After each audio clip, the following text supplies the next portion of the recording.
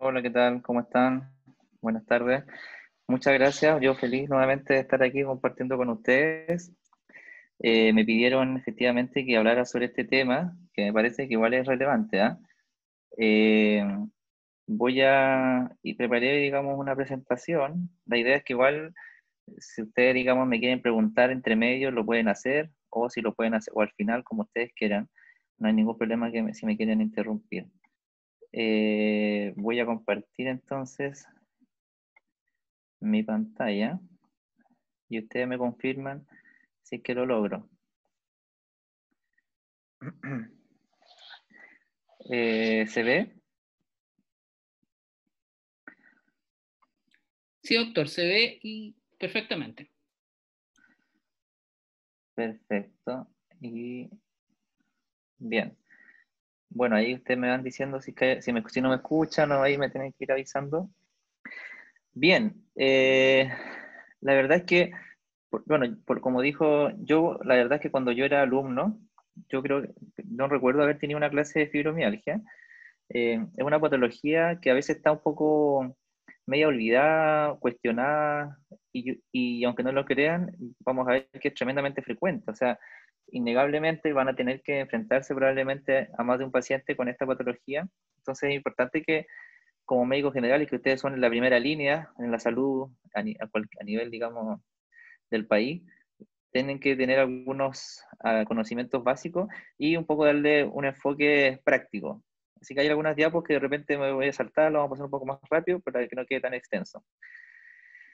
Bueno, la fibromialgia, la verdad es que lamentablemente uno le pone muchas etiquetas, o escucha esto lo que los pacientes me dicen muchas veces, en que esto es lo que escuchan, o lo que se dice, que la fibromialgia no es real, son las etiquetas, digamos, que no se ve enfermo el paciente, que el problema es psicológico, que digamos que está pidiendo licencia de nuevo, que no quiere trabajar, y a veces incluso la gente que más los quiere, que es sus familiares, su grupo familiar más cercano, también se manda algunas frases un poco que afectan muchas veces el estado del paciente, que dice todo, por todo te sientes mal, quieres llamar la atención, no hace nada por mejorar, o que es hipocondriaca. Y en última instancia, y que yo creo que también es complejo, no solamente porque la ciudadanía en teoría, los familiares no tienen por qué saber medicina, no tienen por qué saber de esta patología, pero también nosotros, o los médicos no especialistas en general, también se matriculan con ciertas frases como usted no tiene nada, todos sus exámenes están normales, así que es solamente estrés, así que tiene que ir al psiquiatra. Así que un poco el objetivo, o que es una enfermedad mental, un poco el objetivo principal también de esta charla es poder transmitirles ciertos mensajes y, y tratar de romper un poco estas etiquetas que en el final la verdad es que afectan mucho también cómo el paciente vive su enfermedad. Así que le doy un poco de énfasis más que todo al tratamiento para que sea algo más práctico, pero vamos a tocar de forma muy somera algunas cosas que son relevantes. Obviamente que siempre es importante conocer un poco de qué estamos hablando y qué tan frecuente es. En general, estas patologías se clasifican como, se definen súper simple, como un dolor crónico más de 3 meses. Músculo esquelético, o sea, el aparato locomotor, difuso, un dolor difuso, ¿ya? O sea, arriba de la cintura, abajo de la cintura, en el lado izquierdo y en el lado derecho del cuerpo y la columna, o sea, el compromiso axial. O sea, como te dicen los pacientes, me duele de la cabeza a los pies. La causa todavía no está muy conocida, vamos a ver un poco cuáles son las teorías que se manejan, y es parte de varias enfermedades que se clasifican como en el síndrome de dolor disfuncional, como el síndrome de colon irritable y muchos otros. Y efectivamente es un desafío el diagnóstico, porque si bien es una patología, eh, digamos, entre comillas, no inflamatoria, no es autoinmune, de todas formas es un desafío muchas veces para los médicos, porque es un paciente que te cuenta muchos síntomas y a veces es difícil decir, bueno, cuál es el síntoma principal, por dónde me aferro para poder llevar un diagnóstico. Y no solamente es frustrante para los pacientes que tienen una biografía de un camino de por un médico y otro médico y otro médico que le dicen mucho diagnóstico, sino también a veces para nosotros de no poder resolver muchas veces todas las inquietudes e interrogantes del paciente que tenemos enfrente. Ahora, no es para nada infrecuente. Sabemos que el 30% en general tiene un dolor musculoesquelético, ya sea localizado o difuso. O sea, tremendamente frecuente. O sea, es muy frecuente el dolor crónico musculoesquelético. Es básicamente como el dolor no oncológico, ¿eh? Ustedes saben que la diabetes es el 11%, así que imagínense 30%. Y la fibromialgia en específico, de dentro de la reumatología, es el segundo trastorno más frecuente, después de la artrosis. Y la prevalencia es variable, ¿eh? En realidad los estudios hablan de entre el 2 al 6%, dependiendo un poco del país. En Chile la verdad es que no tenemos muchos estudios, ¿eh? Y no hay mucha diferencia así entre países ni culturas, pero en Chile se estima que puede ser entre el 1 o 2% de todos los chilenos. ¿Mm? Pero fundamentalmente afecta a mujeres. Las relaciones puede llegar hasta 30:1. En general, el 95% de los pacientes van a ser mujeres, y mujeres en edad media, 30, 50 años, ¿ya? Aunque puede aparecer a cualquier edad, incluso en la infancia. Obviamente que después de los 60 vamos a tener un pic de prevalencia. Y esto es el problema, que como el diagnóstico no es tan sencillo a veces, y es tan polisintomático, el diagnóstico se puede demorar más de 2 años incluso, y el paciente, como les adelantaba, hace una peregrinación de varios médicos y colegas y exámenes que pueden hasta casi 4 consultas antes de que el reumatólogo o el médico le dice tiene fibromialgia. Y esto tiene un impacto también a nivel de salud pública. No voy a poner muchos gráficos, pero este es un estudio interesante que se fue un poco antiguo, el 2006 en Reino Unido, en donde vieron que cómo la tasa de personas, digamos, que hacían una visita médica, esta línea es cuando el punto cero, cuando ya el médico le dice tiene fibromialgia. Entonces vieron para atrás hasta 10 años cómo era la evolución, y vieron que la cantidad de visitas, como les decía, es tremendamente exponencial, hasta que finalmente, esto es comparado con una persona de otra patología que no tiene fibromialgia, tremendamente mayor, y después se estabiliza cuando tenemos un diagnóstico. Los test diagnósticos, miren, aquí estamos hablando de TAC, resonancia, ecografía, y toda una serie de exámenes, anticuerpos, que todo eso tiene un gasto también para el paciente, ¿eh? De tiempo y de recursos. Y los AINES, que vamos a ver después si realmente sirven o no en fibromialgia, también, automedicación. Entonces, esto también tiene impacto en varios aspectos, no solamente en el aspecto más funcional, sino también en esta área. Por eso es que es importante hacer el diagnóstico. Algunos dicen que no hay que estigmatizar al paciente, no hay que poner una etiqueta, porque si no después pero tiene consecuencias positivas también. Un poco el paciente merece saber qué es lo que tiene, y obviamente tenemos también una disminución categórica de los exámenes que uno va a estar pidiendo, o la sobremedicación. Y como les digo, no solamente impacta lo económico, la salud pública, los recursos, sino también, esta es una encuesta que se hizo en Estados Unidos, y los pacientes, si tú les preguntas, se sienten deprimidos, la verdad, hasta un 80%. No trabajan o dejaron de trabajar la mitad de los pacientes por culpa de la fibromialgia. Afecta no solamente su funcionalidad, sino también su vida sexual. 70% refiere que fue, digamos, alterada. Y de hecho, más del 90% dice que si se separó, divorció, fue por culpa de la fibromialgia, ¿no?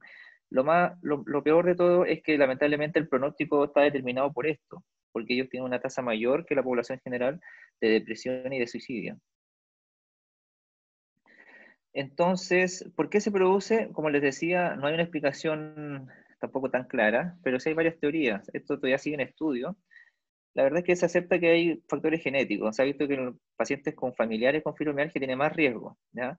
8 veces, si es un hermano 13 veces. Así que la fibromialgia también tiene factores genéticos y que están descritos, pero obviamente que es una enfermedad multifactorial. Hay 50% de factores ambientales que, más que sean la causa, es como los gatillantes, el estresor, que puede ser, por ejemplo, pacientes que han estado posguerra, ¿ah? Pacientes que han tenido traumatismos físicos o psicológicos, entre otras. Pueden, digamos, gatillar. Esta es una parte de la anamnesis que es muy sugerente, que dicen, doctor, yo estaba bien, pero mi mamá falleció, mi abuela, o soy un cuidador, el síndrome del cuidador también, tengo el problema de trabajo, mi hijo se fue de la casa, estoy en la pandemia encerrado. Ha sido unos gatillantes claros de que desde ese momento empezó con síntomas de dolor, sobre todo. Bueno, hay algunas otras alteraciones que tampoco tienen menos estudio, pero también hay probablemente factores hormonales y nutricionales. Entonces, en resumen, bien resumido, ustedes saben que hay una vía del dolor, digamos, desde la parte, desde lo periférico, ¿cierto? Desde los nociceptores periféricos, ¿cierto? Por la asta anterior de la médula espinal, hay una vía ascendente que llega finalmente a nivel central, a nivel de la corteza, y dice, bueno, hay un dolor. Este sistema de dolor se regula con una vía descendente que modula el dolor a través de neurotransmisores. Y esto es lo que está un poco alterado en la fibromialgia. Se ha estudiado en seres humanos, se ha medido líquido cefalorraquídeo, y efectivamente los neurotransmisores que producen dolor, que son los excitatorios, están elevados comparados con controles, glutamato, aspartato, sustancia P. Y los neurotransmisores que nos protegen del dolor, son serotonina, noradrenalina y GABA, están bajos. Y esta desregulación es la que se genera un círculo vicioso de que incluso sin estímulo hay un fenómeno de sensibilización central del dolor, que comparte lo mismo otras patologías que producen dolor crónico. ¿Ah? Y este ciclo vicioso y esta alteración de los neurotransmisores perpetúan una señal del dolor, incluso sin haber un estímulo externo que lo produzca. Esto lo comparten, como les digo, la mayoría de los fenómenos de dolor crónico. Dicho de una forma más concreta, y es lo que un poco le digo a mis pacientes, hay un problema como en el control del volumen del dolor, digamos, ¿ah? Está mal regulado, digamos. O sea, el computador se ve bien, o sea, si una resonancia, uno hace un PET, va a estar todo en teoría normal. Sin embargo, es los circuitos, digamos, el cableado interno, el que está, entre comillas, fallando, el que transmite la información de dolor, el que está alterado en la fibromialgia. Entonces, obviamente para hacer el diagnóstico, el síntoma principal y que no puede fallar, o sea, no puede faltar, es el dolor. Y como les decía, el dolor está presente en el 100% de los pacientes con fibromialgia. O sea, sin dolor no hay fibromialgia prácticamente. Y no es un dolor agudo, porque también a veces llegan, doctor, me duele todo, pero ¿cuándo? Desde la semana pasada. Eso no es fibromialgia. En general, la fibromialgia es un cuadro más larvado, como les digo, mínimo 3 meses, pero en general la paciente con fibromialgia cuando llega ya lleva años probablemente de una búsqueda continua de buscar una respuesta a su dolencia. Entonces, el dolor es bastante heterogéneo, aumenta, disminuye, es fluctuante. Hay días buenos, días malos. A veces es muy sensible a estímulos externos, incluso el sol, las temperaturas más cálidas, como que esto disminuye. Y en el invierno, en la oscuridad, en general aumenta. Puede ser, en general, como les dije, difuso, como ya les describí al principio, puede migrar, puede partir en una parte, después en otra, o sea, no es, a veces tampoco es simétrico. Incluso le puede molestar el tacto. El roce de la ropa, una de las pistas, digamos que también tiene hasta un 50%, puede tener síntomas sugerentes como una neuropatía periférica, entumecimiento, sensación de hinchazón. Los pacientes te dicen, doctor, se me hinchan las manos, y tú lo examinas y no tiene artritis, no tiene sinovitis. Pero eso es muy característico. Hormigueo, ¿ya? Se confunde a veces con el túnel carpiano. Y rigidez matinal, o sea, además tiene rigidez. O sea, imagínate, doctor, se me hinchan las manos y estoy rígida. Entonces, obviamente, tú vas a pensar en una artritis reumatoide. Pero por eso el examen físico ahí te ayuda bastante. Ese es el síntoma principal, pero tiene 4 síntomas que son cardinales, que básicamente son los que siempre están acompañando en más de casi en el 90% de los síntomas del dolor. Sobre todo trastornos del sueño, ya insomnio. Sobre todo un insomnio en la segunda mitad de la noche. A veces se duermen, o sea, logran conciliar, pero después tienen un insomnio de mantención, que o sea, se despiertan en la noche y después no pueden dormir más.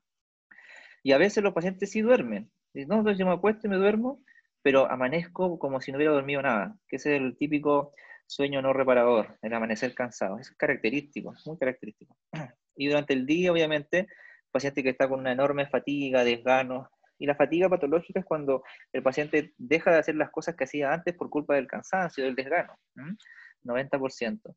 Síntomas cognitivos, el paciente tiene fallas de memoria, fallas de concentración, de atención, y eso es uno de los motivos de consulta a veces más preocupante. Los pacientes, doctor, se me olvidan las cosas, tengo Alzheimer, entonces es muy frecuente. Eso es lo que se llama el fibro fog, que es como la neblina, que los pacientes tienen que anotar todo en un cuaderno porque se les olvida las cosas. Obviamente siempre hay que descartar otras causas, pero en general esto en un contexto adecuado es parte de lo mismo. Y como les decía, la patología psiquiátrica, básicamente trastornos de ánimo, trastornos de ansiedad. Es muy frecuente, lamentablemente, hasta un 60%. Esto, si uno lo pregunta, en la mayoría de los casos siempre va a estar, todos o alguno de ellos. Se acompaña también de cierta, como que el cerebro está más sensible a todo, no solamente también a los estímulos, digamos, sensoriales. Le molesta la luz, los sonidos, los olores, síntomas viscerales, el dolor abdominal, 40% puede tener mareo. Síntomas más inespecíficos, por tanto, si uno lo ve, y esta imagen me gusta mucho, y esto es lo que le pasa a los pacientes. El ginecólogo ve el síndrome premenstrual, porque el otorrino, digamos, o el neurólogo ve los mareos, el cardiólogo el dolor de pecho, como una esternocondritis, el traumatólogo le ve el túnel carpiano, o el neurocirujano la columna. Finalmente, cada especialista y las fichas de los pacientes con fibromialgia en el hospital son tremendas. O sea, la verdadera, digamos, paciente que ha pasado por todo esto ha sido evaluado por 3, 4, 5 especialistas, e incluso ha tenido muchas cirugías, digamos, tratando de resolver su problema, y al final persiste con un dolor crónico, que obviamente que no se resuelve con una cirugía. Y si uno lo ve por parte, obviamente que va a ser mucho más difícil poder hacer un diagnóstico íntegro. Así que yo creo que es misión de nosotros, obviamente inicialmente ustedes como médicos generales, o futuros médicos generales y los reumatólogos de poder hacer un diagnóstico más integral. Entonces esto pasa, porque te digo, tiene los síntomas principales, pero se asocian estos otros síntomas que son no tan frecuentes, pero están ahí, ¿ya? Estos mareos, eh, sensación de como neuropatía, como polineuropatía, entonces hay que siempre descartar la diabetes, hasta fenómeno de Raynaud puede dar. O sea, imagínense, un síntoma de enfermedad conectivo, Zika, también es frecuente, y entonces el diagnóstico diferencial ya se amplía. Y además tiene síntomas, digamos, acompañantes porque se asocia, es como tener diabetes, obesidad, hipertensión. En las pacientes con fibromialgia pueden tener síndrome de intestino irritable, cefalea crónica, disfunción temporomandibular, piernas inquietas, cistitis intersticial, síndrome de premenstrual, etc. Entonces es muchos síntomas. Por tanto, el paciente cuando se sienta al frente tuyo y empieza y tiene todos estos síntomas, imagínate, un poco en 5 o 10 minutos que tienen ustedes para poder hacer un diagnóstico, es complejo. Por eso, entonces se habla ahora de que es un síndrome más que una patología. Entonces, siempre hay esta como espectro de patologías que acompañan la fibromialgia y que todas tienen una misma base, que es el síndrome de sensibilización central, digamos, o el fenómeno de sensibilización central. Tan 40% síndrome de intestino irritable, del dolor. Todo esto son patologías que generan dolor. Entonces, por eso es importante hacer una buena anamnesis, preguntar estos síntomas cardinales sobre todo, y el examen físico. El examen físico en general es normal. O sea, esa es un poco la disrelación que se produce. Cuesta a veces examinarla, porque uno va a examinar al paciente y el paciente lo duele. O sea, tú lo tocas, le vas a tocar el brazo y ya se queja. Es difícil examinarla a veces. Hay como una disrelación entre lo que tú ves y lo que el paciente está diciendo. Hay como una hiperalgesia, digamos, el umbral disminuido completamente del dolor. Y en general, pero tú cuando lo examinas bien, no hay artritis, o sea, no hay sinovitis, no hay inflamación de las articulaciones, no hay deformidades, no hay secuelas articulares, no hay lesiones cutáneas, no hay obviamente crépitos pulmonares, no hay, digamos, soplos. Me refiero a que el abdomen no va a haber masas ni visceromegalia. Es un examen completamente normal, pero muy difícil de hacer por el dolor. Y lo que te sirve, y es un poco lo que yo hago también en la práctica clínica, porque es sencillo de hacer, y ustedes lo pueden buscar también, que no es tan difícil, son estos tender points o puntos de dolor. Diferenciarlo bueno, tender points, porque antes se llama los trigger points, que son de otra patología, pero lo correcto son los tender. Entonces, los cervicales anteriores, a nivel, digamos, medial, digamos, el epicóndilo medial, 1 centímetro distal, medial un poco más arriba de la rótula, y sobre todo en esta área súper típica, cervicales posteriores, a nivel del trapecio, interescapular, a nivel, digamos, de las cretas ilíacas, un poco más arriba, y los trocánteres mayores. Esas son zonas, pero que son creo que están casi siempre presentes. En general, antes así se hacía el diagnóstico, buscando estos tender points. Y los exámenes generales, que aquí es importante, el diagnóstico es clínico, por lo tanto, no hay ningún examen que ustedes tengan que pedir para confirmar el diagnóstico. O sea, porque siempre te dicen, doctor, ¿me va a pedir el ANA, el factor reumatoide, para que me diga si tengo fibromialgia, no? Es un error conceptual. Perdón. La fibromialgia, el diagnóstico es clínico y no es un diagnóstico de descarte. Eso es importante que ustedes lo recuerden. No es que haya que descartar todas las enfermedades para poder decir sí, no, entonces como está todo normal, ahora sí es fibromialgia. No, es un diagnóstico positivo, es decir, no excluye que tenga artritis reumatoide, lupus y además fibromialgia, o sea, una cosa no quita lo otro, ¿ya? No es como la enfermedad de Still, por ejemplo, que tienes que descartar todo para poder decirlo, o la polimialgia reumática, que tienes que descartar todo para poder decir si es polimialgia. No, es un diagnóstico positivo.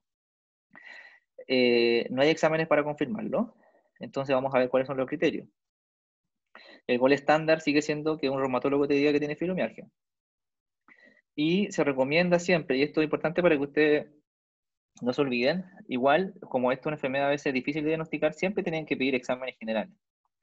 No sino porque para hacer un diagnóstico diferencial, porque esto se parece al hipotiroidismo, a anemia severa, a miopatías inflamatorias, a osteomalacia, ¿cierto? O déficits profundos o severos de vitamina D. Entonces, yo siempre les recomiendo que pidan estos exámenes si los tienen disponibles, una TSH, una CK y una vitamina D. Corrijan lo que tenga que corregir y si el paciente persiste con los síntomas, entonces, bueno, planteen efectivamente que era una fibromialgia. Exámenes de anticuerpos, no. Excepto que ustedes digan, doctor, pero tiene alopecia, tiene úlceras orales, tiene, no sé, encontré que tiene anemia o linfopenia, trombocitopenia. Bueno, sin duda que tienen que pedir obviamente una ANA y lo que sea necesario. Imágenes tampoco, excepto que ustedes piensen que tenga artritis. Yo no sé, tiene dolor en las metacarpos falángicas, le voy a pedir una ecografía, o si tiene deformidades o es una sospecha de artritis, obviamente que ya si tiene erosiones en la radiografía, ya obviamente que puede tener fibromialgia asociada, pero obviamente que tenemos que derivarlo con una sospecha de algo inflamatorio. Lo más importante, chicos, es la VHS, no lo puse acá, pero es la VHS y la PCR. Si ustedes tienen un paciente con una VHS o una PCR, y en reumatología, y yo siempre le digo a los alumnos, siempre piden lo más básico, en hemograma, VHS y PCR. Obviamente creatinina por el tema farmacológico y pruebas hepáticas, pero la VHS y la PCR te ayuda mucho de ver si es algo inflamatorio o no. No es 100% específico ni sensible, pero te orienta. Si está normal, un poco te baja la sospecha de que pueda ser algo inflamatorio. Obviamente que aquí van a estar normales todos los exámenes. Y ojo, como les decía, que hasta esto lo hace más desafiante, porque hasta un 30% de los pacientes que tienen lupus, que tienen artritis reumatoide, o que tienen espondiloartropatía, o alguna enfermedad reumatológica inflamatoria, tienen fibromialgia.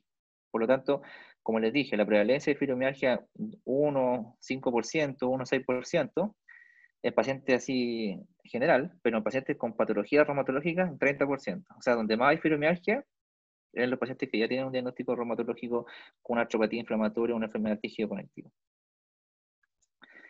Y estos son los tender points, que antes en el año 90 decían, bueno, tiene fibromialgia, tiene que tener dolor crónico, difuso, y tiene que tener 11 de los 18 puntos. Sensibilidad más o menos, bueno, buena, especificidad no tanto, pero esto la verdad es que cambió un poco la visión de la fibromialgia. Ya no es solamente apretar puntos dolorosos y decir, bueno, si tiene es y si no tiene no es. No es tan fácil. Y aparte que de alguna forma olvida los síntomas más importantes, que además de los tender points, son todos los que nombré los síntomas cardinales. Un 25% no cumple con este criterio. Así que la verdad es que ha cambiado. Ha cambiado y un poco, no sé si a mejor, pero la verdad es que por lo menos reconoció, estos son los criterios, no son los últimos, del 2016, en el cual dice, bueno, entonces dividamos las zonas, digamos, ¿qué zonas te duelen? El glúteo, el dorso, el abdomen, los muslos por delante, por posterior, etcétera. Contemos cuántas zonas tiene dolorosa, luego, lo único bueno de este score, que es tremendamente complejo, esto solamente se los cuento, porque obviamente esto sirve para estudios clínicos, obviamente, para estudios epidemiológicos, y dos cosas importantes. Quitó los tender points, o sea, aquí no, independiente de que tenga uno o que tenga de los 18, puedes hacer el diagnóstico igual, no los considera. Considera obviamente la zona de dolor y agregó lo importante, que es si que tiene algún síntoma asociado. Por ejemplo, fatiga, levantarse cansado, síntomas cognitivos, y agregó también cefalea, dolor abdominal, depresión. ¿Ah? O sea, amplió un poco el espectro de síntomas porque obviamente se dieron cuenta que es lo más importante a veces para hacer el diagnóstico.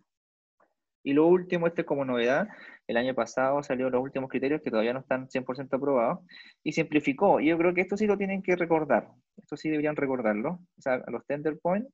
Y por ejemplo, aquí simplificó, dividió el cuerpo en 9 partes, ¿cierto? Cabeza, extremidades superiores, extremidades inferiores, abdomen y tórax.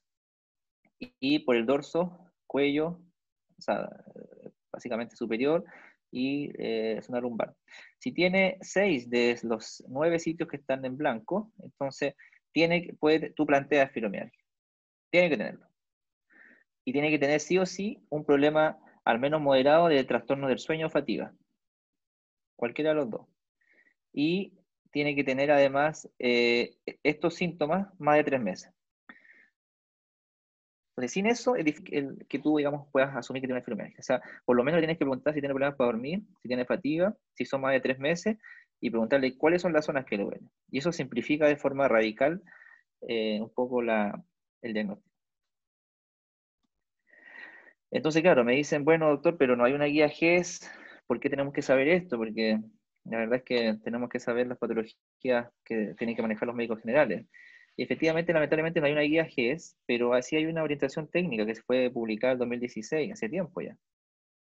Y es como, no es una guía GES, pero es casi una, en el cual se juntaron todos los expertos, y no solamente médicos, sino fisiatras, kinesiólogos, enfermeras, terapia ocupacional, etcétera, psicólogos, y vieron un poco cuáles son un poco las orientaciones en base a la evidencia disponible. Así que estos son guías locales. Yo los recomiendo que, bueno, tiene como 50 hojas, pero aquí son cosas que uno puede retener que son importantes. Por ejemplo, dicen, bueno, el diagnóstico, ¿cómo lo vamos a hacer? Y aquí un poco para hacer el diagnóstico, la sospecha diagnóstica en atención primaria. Entonces son 6 preguntas, ¿no? Ustedes lo pueden tener una foto en su celular y le preguntan, ¿sufre dolor musculoesquelético, articular o muscular por más de 3 meses, sí o no?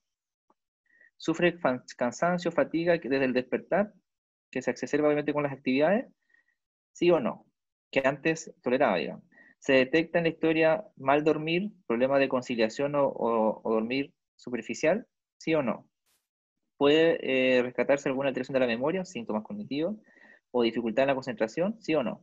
¿Sufre adormecimiento en las manos? Que aquí lo integraron porque está, 50% lo tienen. Entonces, adormecimiento en las manos, piel quemada, así como neuropatía. O como dolor neuropático, ¿sí o no? Después, si quieren, si es que alguien tiene duda, podemos explicar por qué pasa esto en la fibromialgia. El examen físico permite detectar hiperalgesia. Hiperalgesia significa que tuvo un estímulo que puede ser doloroso, el paciente tiene un dolor desproporcionado. ¿Ah?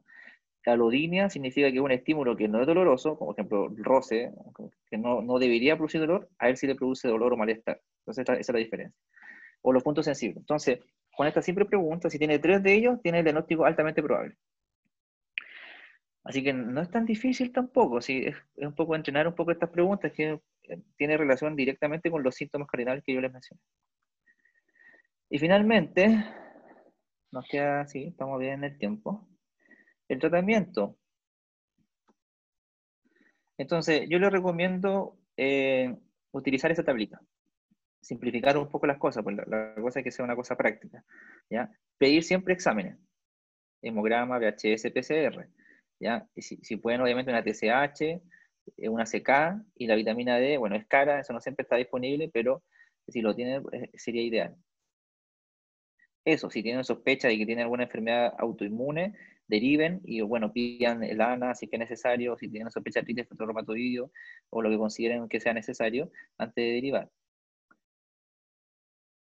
Pero el diagnóstico es de ustedes pueden hacer la sospecha, digamos. El objetivo es que ustedes puedan plantear una sospecha diagnóstica, ¿ah? Porque como les digo, nosotros, digamos, en el hospital, en todos los hospitales públicos, la idea es obviamente tratar de categorizar de forma, digamos, según la complejidad de los pacientes. O sea, obviamente los pacientes me dicen a veces, doctor, pero ¿por qué me mandan atención primaria? Y yo les explico, bueno, por ejemplo, ¿quién es el que ve mejor la hipertensión? Me imagino que un cardiólogo o un nefrólogo. Pero ¿qué porcentaje de la población tiene hipertensión, digamos? O sea, no podemos poner a la mitad de Chile al nefrólogo o a los pocos nefrólogos que hay en el hospital para que vean hipertensión, si no sería un desastre. Por eso es que el sistema público es un poco jerárquico las patologías, digamos, entre comillas, que son más frecuentes y no tan complejas, o bueno, igual puede haber de todo, las ve el médico general. Después las que son de mediana complejidad, el médico especialista. Y los que son tremendamente complejas, el subespecialista, etc. De esa forma funciona el sistema, si no, tendríamos que verlo a los pacientes cada 5 años. Entonces la idea es que haya un primer enfrentamiento por el médico general, un tratamiento, un diagnóstico, un tratamiento, y solo en ciertos casos que vamos a ver, hay que derivar. Eso es lo ideal en un ambiente obviamente ideal, pero a veces no es tan fácil. Entonces, esto es la clave. El manejo tiene que ser integral. Terapia farmacológica, pero fundamentalmente la terapia no farmacológica. Tiene que participar obviamente el paciente de las decisiones y del tratamiento. Esto depende mucho del paciente también, ¿no? Y tiene que ser individualizado, no todos los pacientes son iguales, obviamente. Ojalá tener un equipo de ustedes, bueno, aquí por lo menos localmente hay una alianza entre la atención primaria y el centro de rehabilitación, por ejemplo, que eso es súper bueno para ustedes porque eh, hay una red, digamos, de apoyo con kinesiólogos, etcétera, un equipo que está destinado para rehabilitar a estos pacientes. Ahora, yo voy a dar un poco de la última guía de fibromialgia, que no está muy actualizada, que es del año 2016, y un poco un par de palabras más. Entonces, lo más importante, y lo reitero, es la terapia no farmacológica. Educación, es un poco tomarse unos minutos, que a veces es difícil.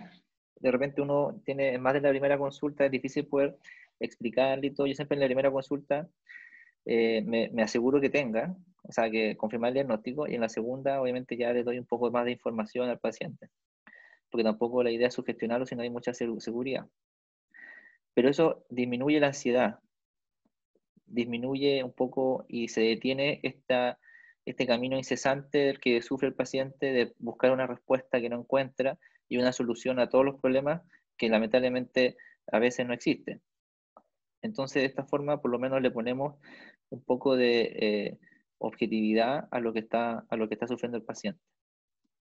Y obviamente validamos que existe, que es real, que lo que está sufriendo es verdad y que tiene un diagnóstico y efectivamente que le vamos a ofrecer un tratamiento basado en la evidencia. Así que esto tiene evidencia 1A. ¿Ah? El ejercicio, que vamos a ver qué tipo, también. La terapia física, 1A. Esto lo vamos a ir viendo con fotitos. El movimiento meditativo. Reducir el estrés, que esto ya es como más difícil, pero también se aconseja. La terapia cognitivo-conductual, que vamos a ver. La higiene del sueño, obviamente, y el manejo dietético. Pero en general, en resumen, hay cuatro patitas principales. La educación, el ejercicio aeróbico, la terapia cognitivo-conductual y la terapia farmacológica. O sea, una terapia multicomponente, que se llama. Entonces, bueno, la educación es lo que estamos haciendo, o lo que estamos haciendo ahora, un poco primero en la primera instancia al paciente, en segunda instancia a la familia del paciente, porque como les decía, los pacientes me dicen, doctor, es que a mí nadie me cree. Yo llego a la casa y mi esposo o mis hijos no me pescan, o me dicen, ya empezó de nuevo con lo mismo. Y la frustración, obviamente la angustia y la pena y todo eso se exacerba más los síntomas y es un problema, digamos, que viven muchos pacientes. Entonces, la primera etapa, el primer paso es poder empatizar un poco con lo que está sufriendo la persona que vive contigo. Muchas veces hay que hacer esto, hay que hablar también con el esposo o con la familia. Otro paso es un poco hacer lo que estamos haciendo ahora, un poco más de difusión primero a la comunidad, ¿cierto? Explicándole que existe esta patología y ya un poco también esto a través de redes sociales y un poco también en lo que yo me enfocaba. Actualmente yo estoy un poco en esta etapa, tratar de un poco de transmitir la reumatología, que es una ciencia o una especialidad un poco oscura, entre comillas, porque ni siquiera los internistas son muy cercanos a ella porque es complejo. Son enfermedades raras, con nombres raros, anticuerpos raros, es difícil, se requieren muchas cosas para poder llegar a un diagnóstico.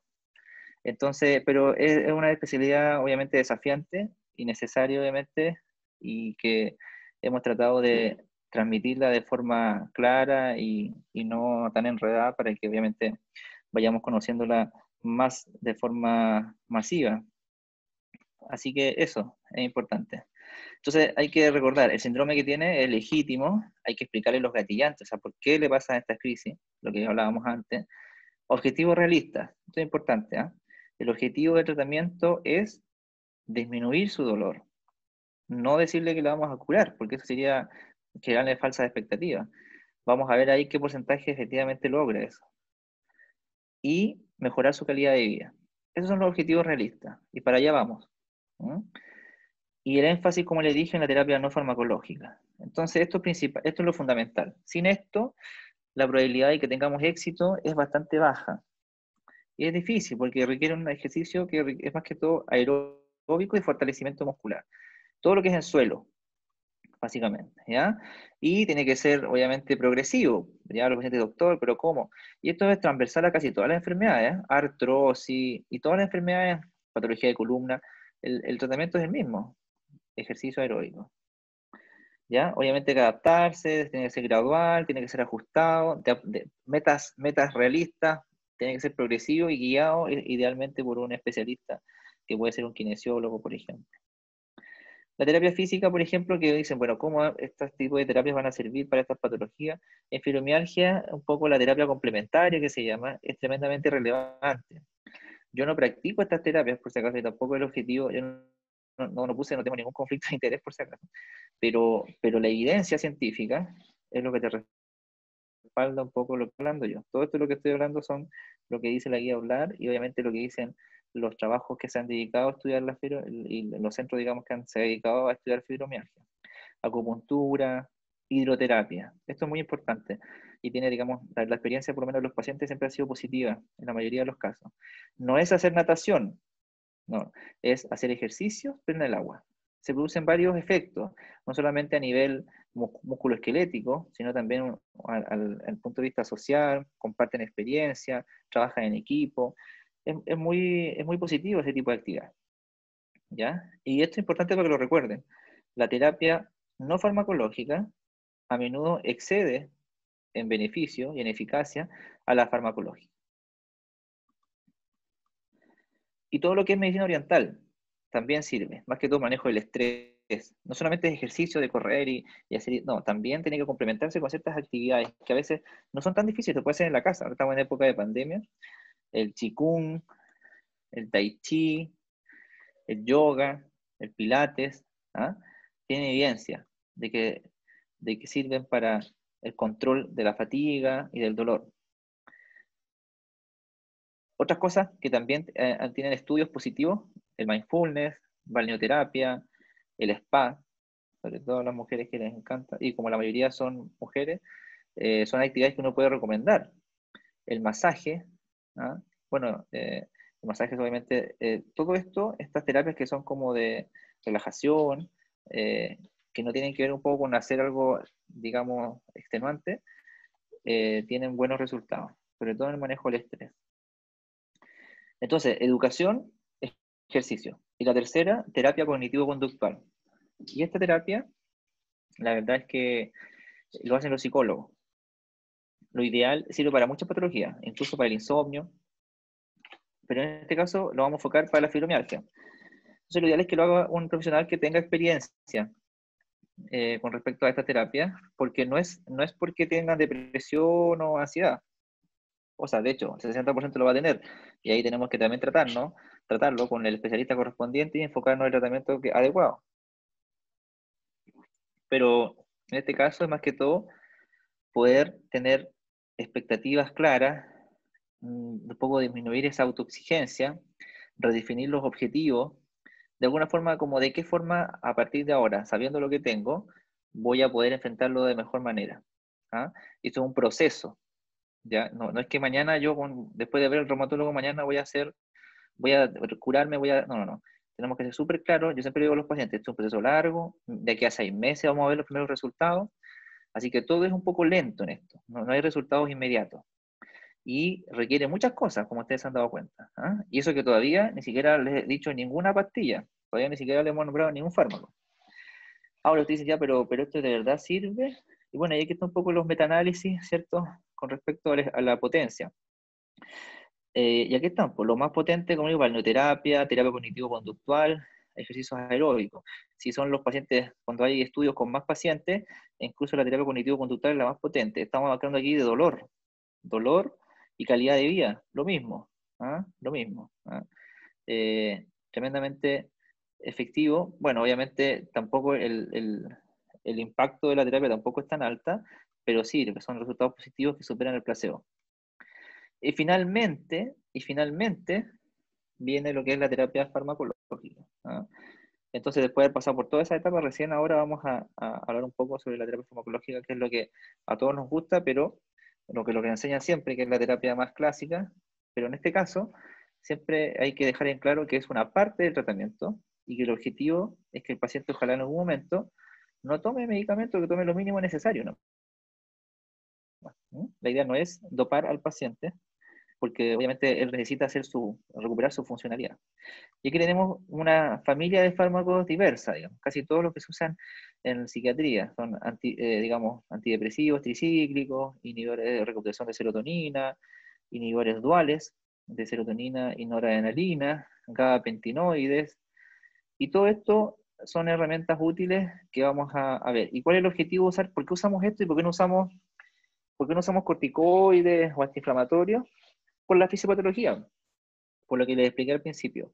El objetivo es reducir los neurotransmisores excitatorios, o sea, por ejemplo, pregabalina, por ejemplo, reduce el glutamato, y aumentar los que inhiben el dolor. Entonces aumentemos noradrenalina, aumentamos serotonina, ¿ah? Entonces por eso usamos estos medicamentos.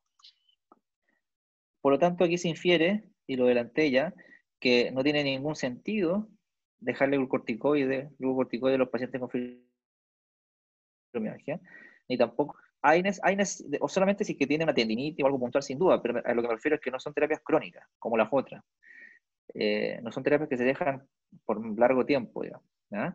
Se pueden hacer puntualmente porque tienen alguna manguito rotador, estas se pueden usar sin duda, pero no es una terapia crónica. Y ojo con los opiáceos fuertes.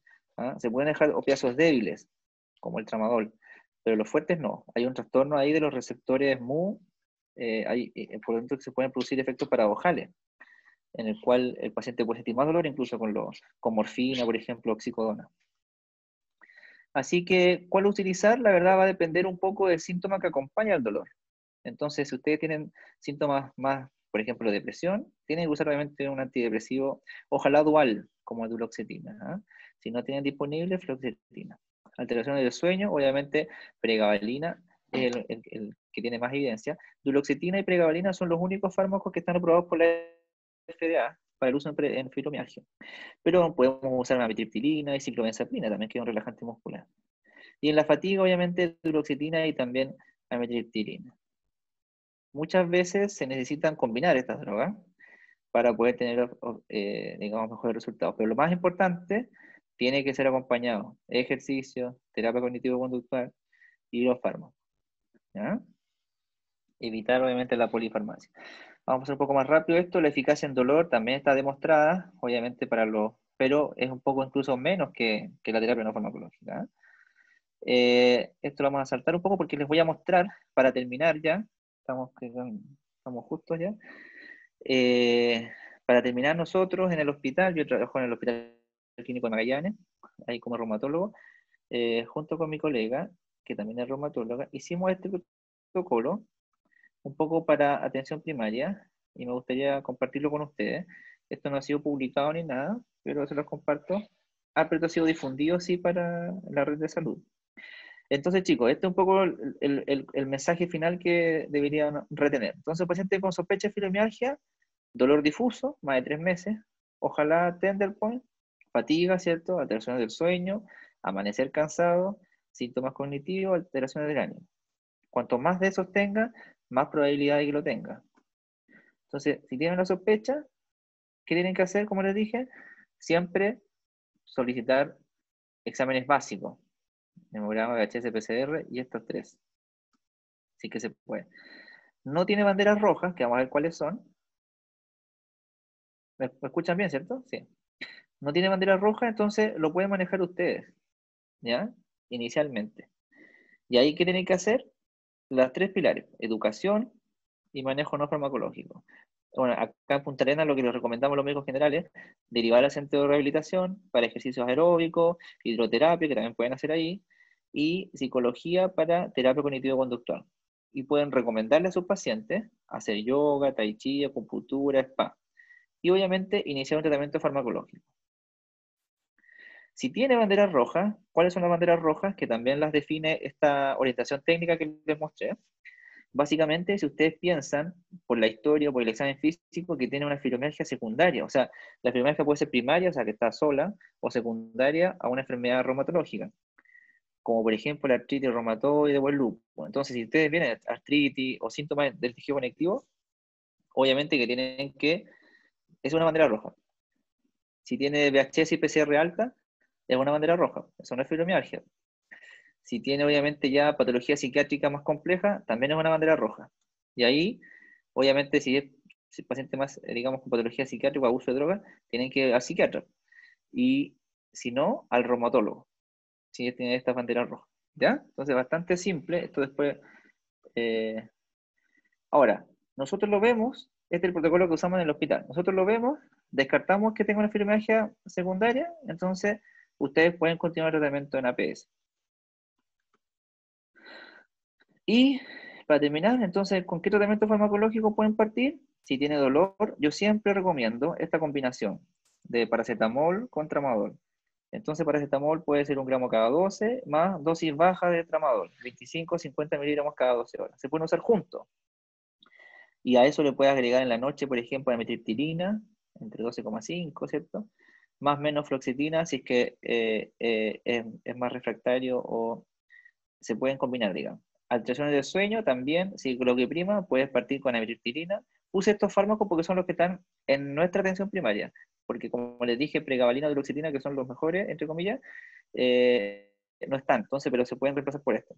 Amitriptilina en la noche o ciclobenzaprina. Ánimo, fluoxetina.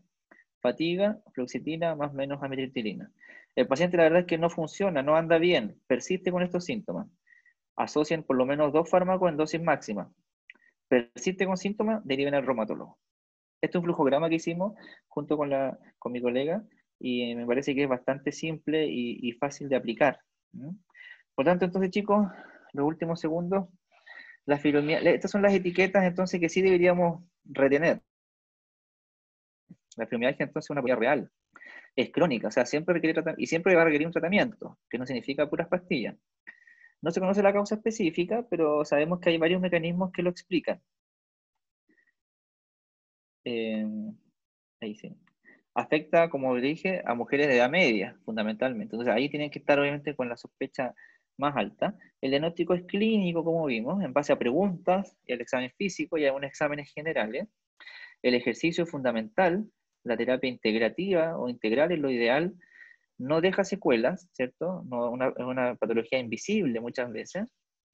El tratamiento, la gran parte, como vieron, es no farmacológico y puede coexistir con otras patologías que causan dolor crónico e incluso enfermedades reumatológicas. O sea, otra enfermedad reumatológica aparte de la fibromialgia. El diagnóstico muchas veces es difícil y requiere, como les dije, un mínimo de exámenes. Y la fibromialgia tiene tratamiento que mejora la calidad de vida y mejora los síntomas del dolor. Eso, estimado, no sé si me pasé un poco, pero estoy abierto a sus preguntas. Yo estoy con tiempo, así que como ustedes quieran, si hay otras preguntas, no hay problema. Así que yo Gracias. quedo. Gracias, doctor, por esta excelente charla. Y la verdad es que en la parte de la inscripción nos llegaron bastantes preguntas, así que vamos a tratar de leer y filtrar, no sea, las que puedan ser respondidas y además algunas las del chat.